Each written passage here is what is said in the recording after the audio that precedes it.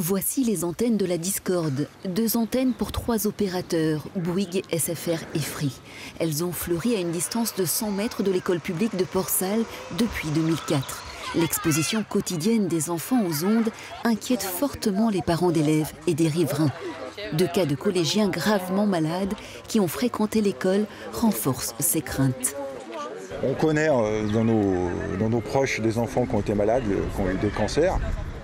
On ne sait pas, c'est peut-être les ondes, c'est peut-être autre chose, mais on ne garantit rien. On est en train d'apporter une nouvelle pollution à nos gamins. Il y a déjà les pesticides, les particules fines, il y a peut-être du radon, on ne sait pas. Et en plus, on va rajouter les champs électromagnétiques. Les parents se mobilisent pour qu'un autre lieu d'implantation soit trouvé au nom du principe de précaution et s'appuie sur une étude de l'Organisation mondiale de la santé qui classe ces ondes comme potentiellement cancérigènes. L'ancienne députée Laurence Abeille est venue les soutenir. À l'origine de la loi Abeille, elle plaide pour une exposition plus modérée.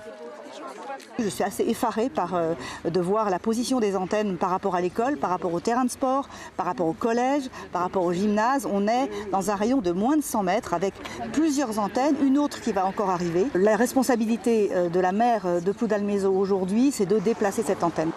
Pour Marguerite Lamour, l'installation des antennes répond aux obligations sanitaires. Les opérateurs ont reçu l'agrément de l'Agence nationale des fréquences, une conformité qui a conduit la mairie à valider leur déclaration préalable de travaux. Objectivement, et c'est sur ce champ-là que le maire se place, eh bien, je me dois de délivrer un document lorsqu'il n'y a pas de vice dans sa présentation. Il y a des communes qui s'y sont opposées et la jurisprudence est constante. Eh bien, le Conseil d'État condamne ces communes. Laurence Abeille rappelle qu'il existe pourtant pour les communes des moyens de concertation avec les opérateurs, comme l'instauration d'une charte depuis les années 2000 pour mieux concilier les intérêts de tous.